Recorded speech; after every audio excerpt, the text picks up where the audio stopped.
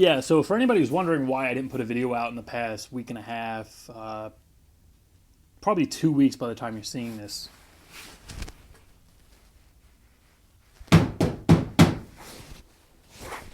I'll leave you two alone.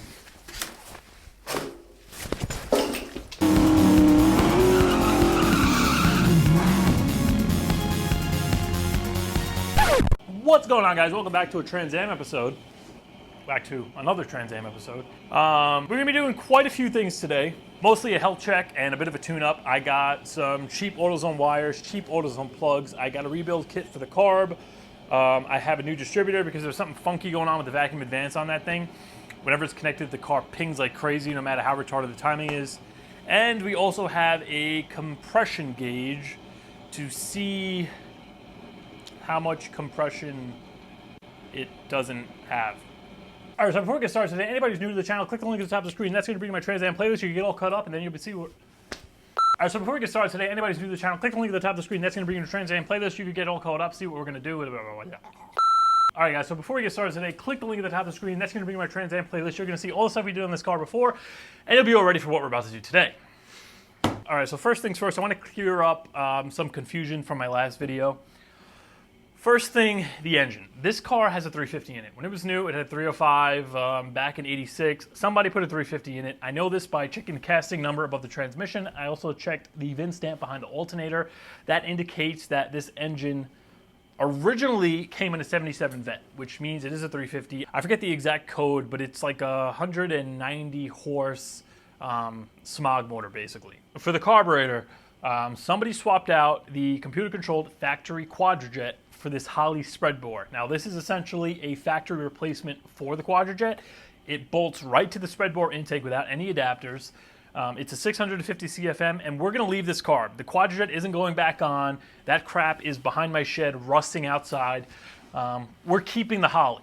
I have a rebuild kit. I have a jet kit. We're going to get it working. As I said, it's 650 CFMs. It's going to be plenty of fuel for what we're trying to do to this thing. For the vacuum secondaries, some people were saying that they might be hitting the intake because if you look at the video, they open kind of a little bit and then they just dead stop. So they're either hitting the intake, the diaphragm is just ripped, so once it gets a certain amount of vacuum, it's just starting to leak out and they won't open anymore. Or the spring is just a little too firm and the vacuum can't overcome it, so they won't open. But that's enough talking. Let's rip this carburetor off.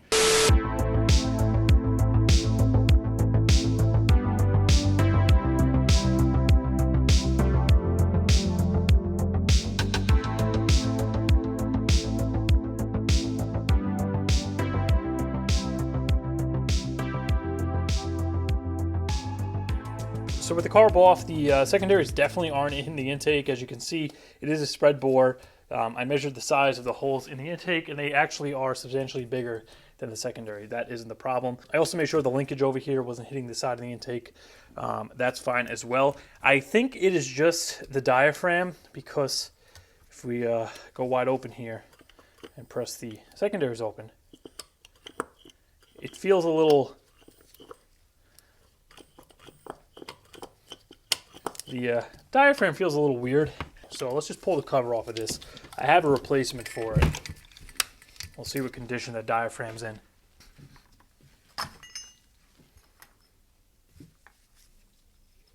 That spring is pretty friggin' weak. It's a little wrinkled, but it looks fine. I have a replacement. Let's just pop it in and see if we get them to act any differently.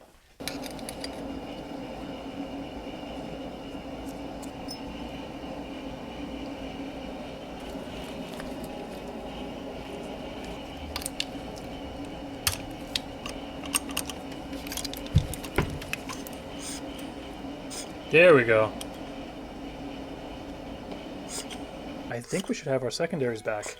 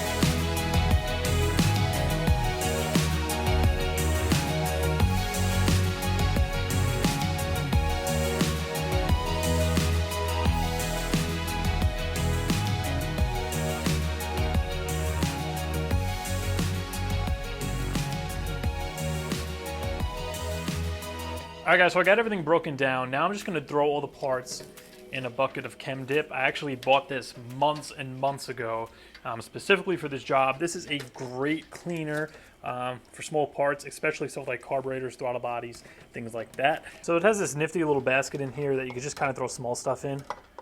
I'm just going to kind of randomly throw some parts in here. I took all the needles and seats out. The only stuff I'm not going to put in here is the heavy parts. I don't even think I could get the whole body in here. No, so this I'm just going to hit with brake clean.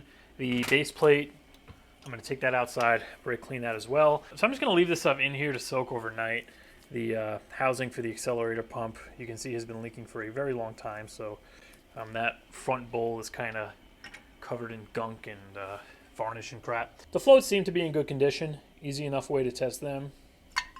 Throw in some liquid. Alright guys, so we got all the smaller stuff soaking in the Chem Dip. I already went outside, cleaned the body up with some brake cleaner, as well as the base plate. That just wouldn't fit in the container. Our rebuild kit right here has everything we need as far as needles, gaskets, O-rings, accelerator pump. So we're good to go on that aspect. Right now, let's head over to the engine. We'll pull the plugs out, pull the wires, and get to work on the ignition system.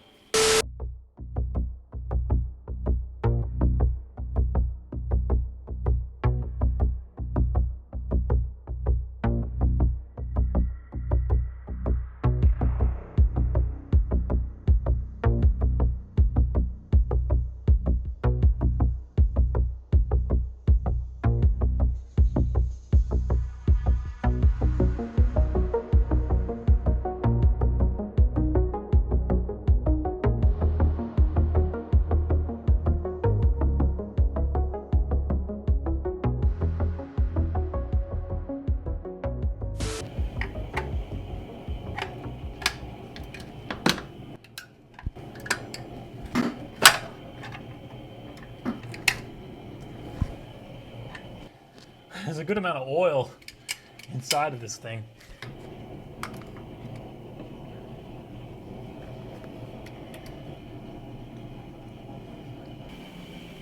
Pretty worn. Rotor as well. But luckily, I have a brand new $45 distributor that's going on this thing. You know, I figured we're going this far, only the best for the Trans Am. Yeah, so I paid $45 with shipping for this guy here. I figured for $45, even if the thing turns out being DOA, at the very least, I have a cap, I have a rotor. We have a new little gasket because that thing is friggin' pissing oil down the back of the engine. And between the two of them, maybe we can make one kind of working one. But I'll put a link to this down below. They sold a lot of them, the seller I got this from. So I'm assuming it's, you know, it works at least once. Yeah, but word of warning, pulling this out is gonna mess with your timing. It's gonna throw everything out of whack. So if you're not 100% sure on what you're doing here, just do a little research beforehand. And to get this out, it's pretty simple. We just have a 9/16 hold down bolt right at the base of the distributor. We pull that out, slip the little clamp back, and the thing pulls right up.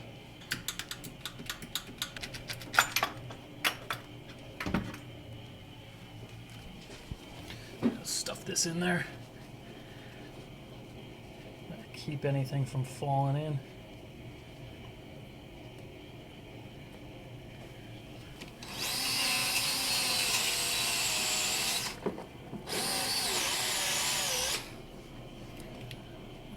Good.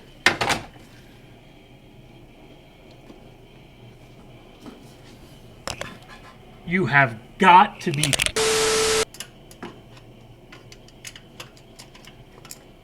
Oh, yeah. Also, I don't know what these wires went to. A lot of stuff has been cut off of this car by previous owners. So the fact that it runs, I'm happy. All right, so now we're dropping this thing in. You can kind of look down there if you want and get the oil pump aligned, because we got to first drop in the gears. This is what's going to align the rotor, depending on where you drop this in. And then the oil pump has to mesh into that little slot there. So what I do is just drop it on in. And when this goes down,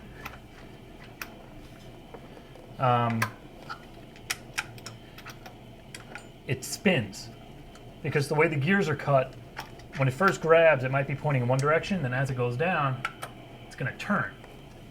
So the key to getting this where you need it,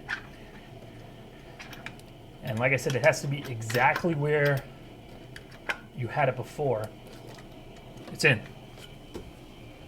That's a fluke. I literally just dropped it in, the oil pump, everything aligned. Never had that happen before.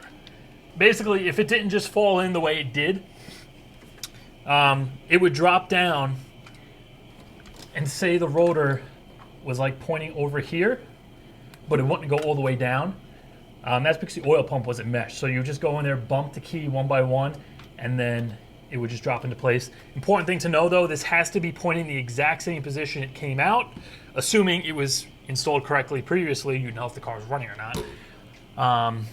But in case you didn't take note or you mess it up, you want to put the number one cylinder at top dead center, then just point the rotor towards the number one spark plug wire and drop it in so the rotor is pointing to that. There are plenty of videos on YouTube explaining that in more detail in case you run into that problem. All right, that's pretty good. So this has been in here overnight. Let's see what we got.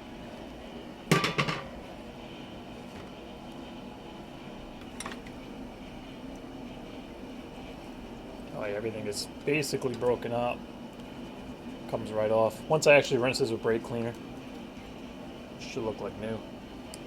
Alright guys, so I made a little makeshift workbench here because I'm kind of out of space between the Camara's engine being apart, the supercharger and stuff on the other bench. But we have everything nicely cleaned up. I just rinsed it all with brake cleaner after I pulled it out of the chem dip. And I'm going to start with the assembly of the bowls first. We'll get the needle and seats in. I got all new stuff in the rebuild kit. Bowl gaskets, metering block gaskets, all the little miscellaneous O-rings, seals, clips. But in regards to the power valve, I'm not going to use the 6.5s that come with the kit. I actually went and picked up a pair of 10.5s. And being this engine is completely stock, no cam, makes no power whatsoever, the 10.5 is going to allow it to lean out a little bit on the highway, and it's just going to result in better gas mileage.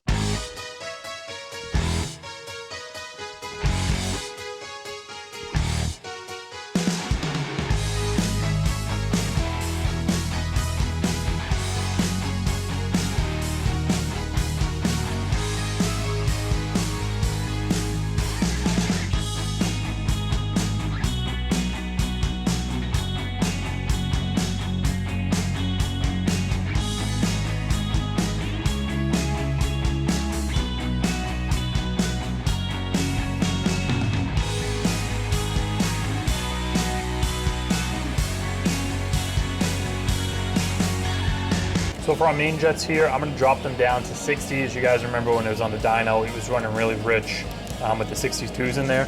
Not only that, I don't have a pair of jets for the rear when we put the adaptable metering plate on. So I'm going to put the 62s that were in the front back here, the 60s on the front, and then when we bring it back to the dyno, James has the entire jet kit, so we'll just rejet the back for whatever the secondaries are going to want.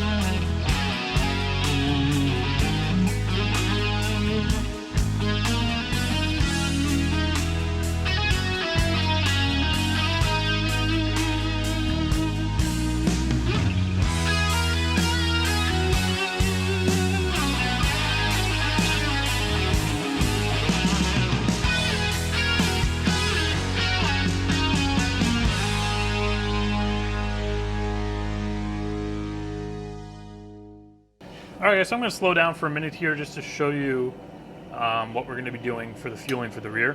So when we were on the dyno, the car was running unbelievably rich. Now this is at full throttle and part throttle. To kind of remedy the part throttle stuff, we just put the 60 jets in the front. These can always get changed out later once we're back on the dyno, we have to see. But for the back here, this has basically a preset plate. There are no jets for the back of this carb. So you can essentially swap these plates out, and that's going to change the fueling for the secondaries. We're going to need something with a little more adjustability. So that's where this plate comes in.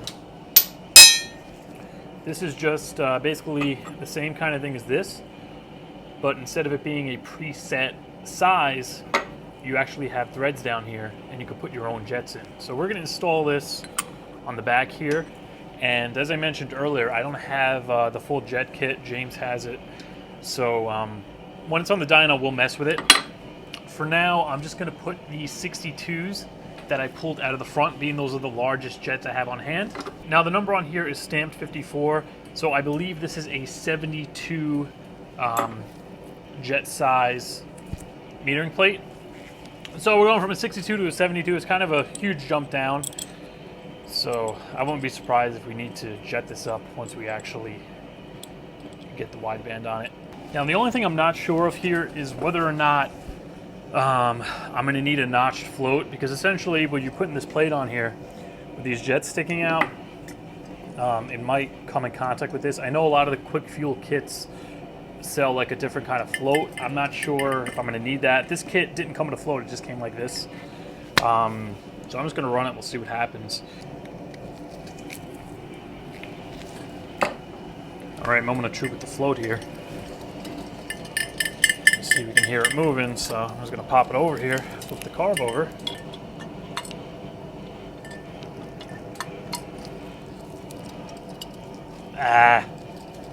Doesn't clear. I'm going to see if I could clearance this a little bit, maybe just ding it in. Worst case, I got to order a float, and this one's junk for me anyway. Well, she ain't pretty.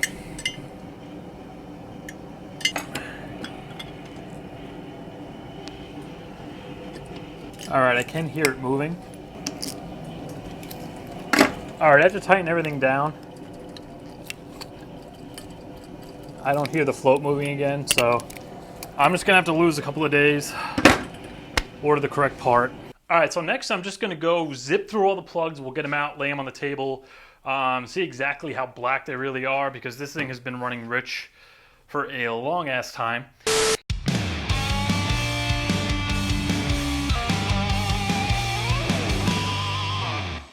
Alright guys, so it's the next day. I just finished pulling all the plugs. Passenger side, very, very easy. Got them all from the top. Pretty simple, just get in there and pull them out. For the driver's side, the front two I got from up here. The back two I got from the bottom. The one all the way in the back, it's pretty easy just to get it from underneath. The third one in, it's kind of caught behind these brackets and these air tubes. But I got these guys all laid out as if we were looking at them from the front of the car. And the first thing you might notice, they're just a little bit crispy. Just a tiny, tiny little bit. These are the plugs for the Camaro, just to give you guys an idea of what a pretty normal plug would look like compared to these. And yeah, these two weren't even tight. I just pulled these two out by hand. Absolutely, completely loose. So I bet that kind of ticking that I thought was the exhaust manifold on the passenger side, that's probably the compression escaping through this plug. But look at that, just the oil and junk, probably for years just getting pushed past the threads. And that's obviously a compression loss, so right away, 2 cylinders right there are going to have considerably less compression than they probably already didn't have to begin with. Alright, so now we're going to do a compression test. Wow, that's actually pretty damn good. Looking at the front of the car, we got 190, 180, 180, 175. Left side, 180, 165, 175, 165.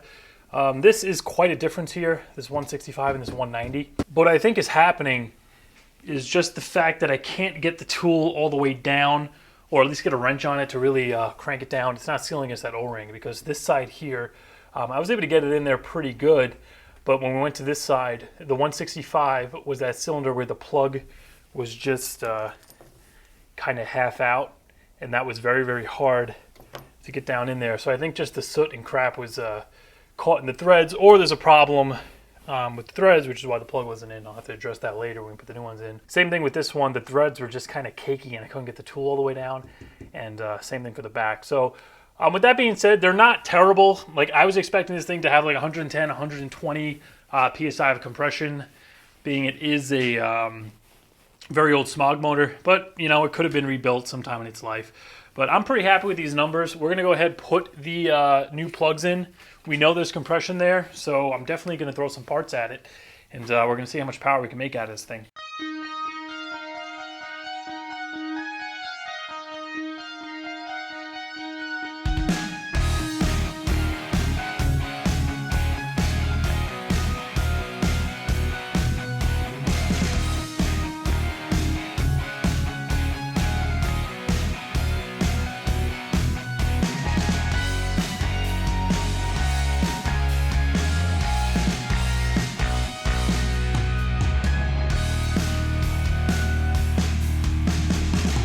All right, guys, so it's a few days later.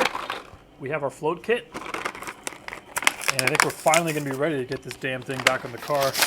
All right, so after taking a closer look at this, I got the wrong one. If you can see, the way this mounts, for it to fit in the bowl, it would have to go like that. But that's not gonna work. All right, so our ignition system is pretty much finished. We got all the new wires ran. Obviously, the distributor's in. As for the routing, I just tried to put them in the factory location. So all the wires over here, I have 3 of them coming out. I tied them together with zip ties. Then I have them going up right behind the head into the distributor. That last one at the bottom, I just tied up separately back here so it's not rubbing on anything. Then that also goes up there. For the driver's side, this side was a little more difficult just with all the piping and crap in the way. So I ran the first 3 right behind the header or the manifold, like the factory had it. Unfortunately, that clip was broken.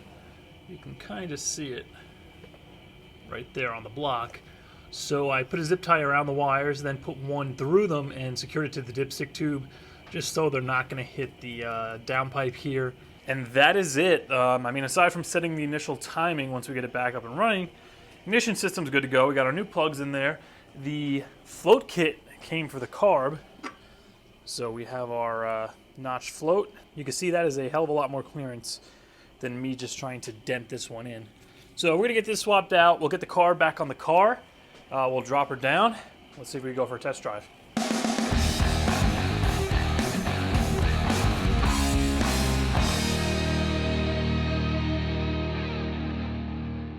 So the car back on the ground, I already went and reinstalled the gasket for the carb. This is one of those thick kind of cardboard insulating gaskets. The rebuild kit came with some new ones, but I'm gonna reuse this just because they're a little expensive. These go for about 40 bucks new. And being it's this kind of thick cardboard material, it actually insulates the carb from the hot intake. So this seems to be in pretty good shape. We just gotta get the carb on here, get the other 2 studs in.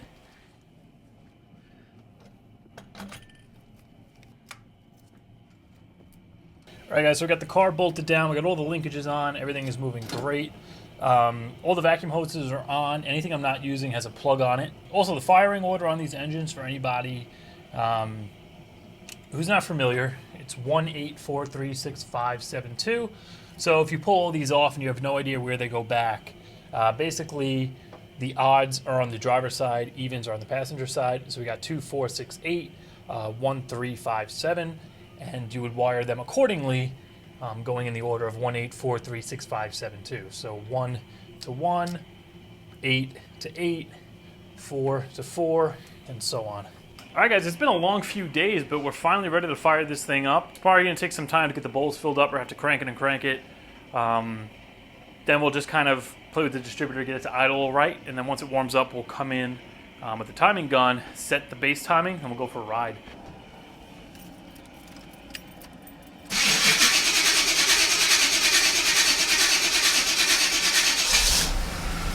Wow, look at that.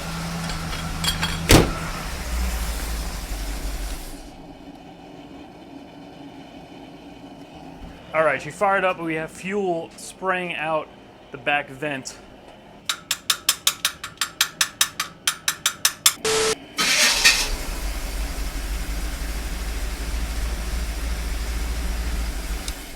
Nah. All right, guys, so I took the rear bowl apart. What I ended up doing was just changing the seat, because if you look here, this is the one that came out of the back, that came out of this exact bowl, and then this is the replacement. It looks a tiny bit different, like it's shorter where the nut part is. The one that came out of the front looked identical to this, so I just put that back in.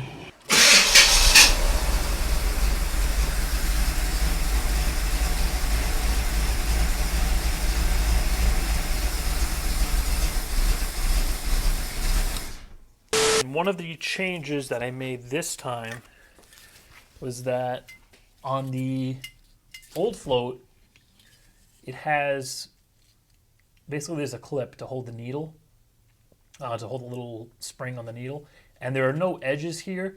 On this float, it had these like folded up edges, so all I did was kind of bend them down so they're not in the way. I think they may be binding on the spring of the needle and not making it move as freely. I mean, regardless, it was moving before, it's moving now. So let's pop it back on. We'll try again.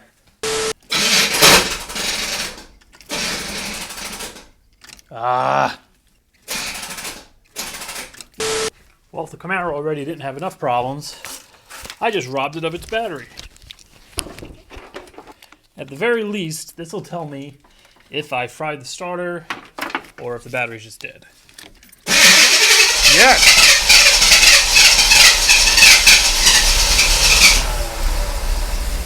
Same thing. God. Alright guys, so it's definitely something with the float, because if I blow air in it just sitting down like this, it doesn't seal. I have to put a good amount of pressure on it. If I pull the float out completely and just have the needle just sitting in there,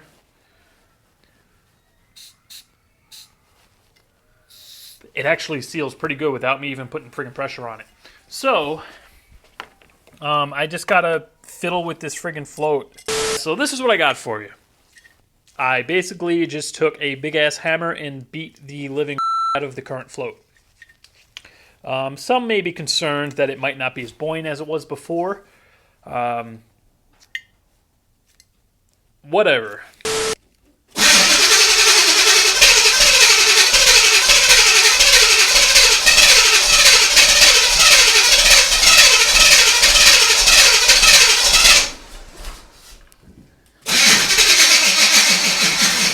And there's my good battery. Alright guys, so it's the next day. I charged up the Trans Am's original battery. And I'm like 95% sure this battery's bad. Because I charged it and had it tested, and it came back with like 200 cranking amps after being charged. But I don't have my jumper with me, so I'm going for broke. Oh, damn.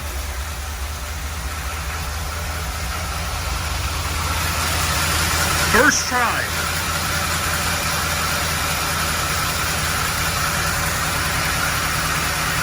No overflow.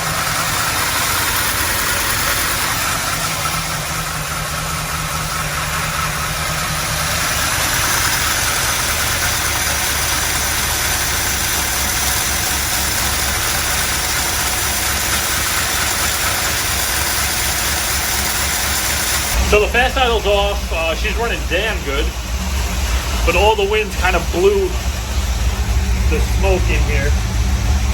So I'm just gonna let it air out, to get the heater going, because as you can see, it's a little cold in here. Yeah, once this thing's fully warmed up, I'll go dig the timing gun out of wherever the hell I put it.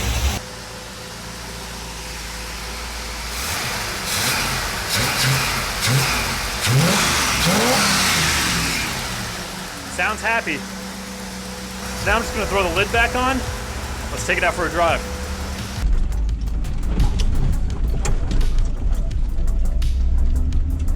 Here goes nothing.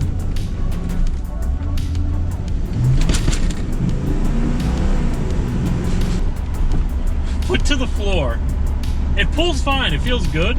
From basically a dead stop, foot to the floor on cold, soaking wet ground, it still couldn't spin the tires. I'm gonna try one more time. One more time. Dead stop this time. Foot to the floor. Woo-hoo-hoo-hoo! Whoa, mama! All right, all right. It wouldn't do that before. Yeah, so I've been working on this thing for like a week and a half. Something that's supposed to be simple, obviously wasn't. Mostly that float BS. When I initially put it together, everything, you know, came apart fine. Everything was going good with the carb. And then once it actually came time to put the metering plate in the back, I didn't realize I needed a notch float. The kit that I got didn't actually have one. So I ordered one from Amazon. I had to wait like 2-3 days for that to come.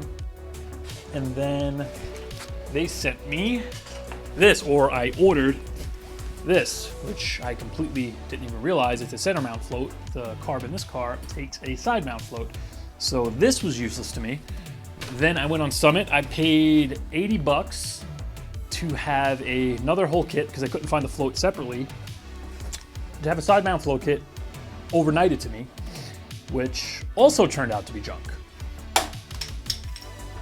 The float that's in there had that little tab for the needle here, and this one doesn't have that. I did actually find the correct one online. It's like $20. I might pick it up just in case this gives me problems. But yeah, it turned out just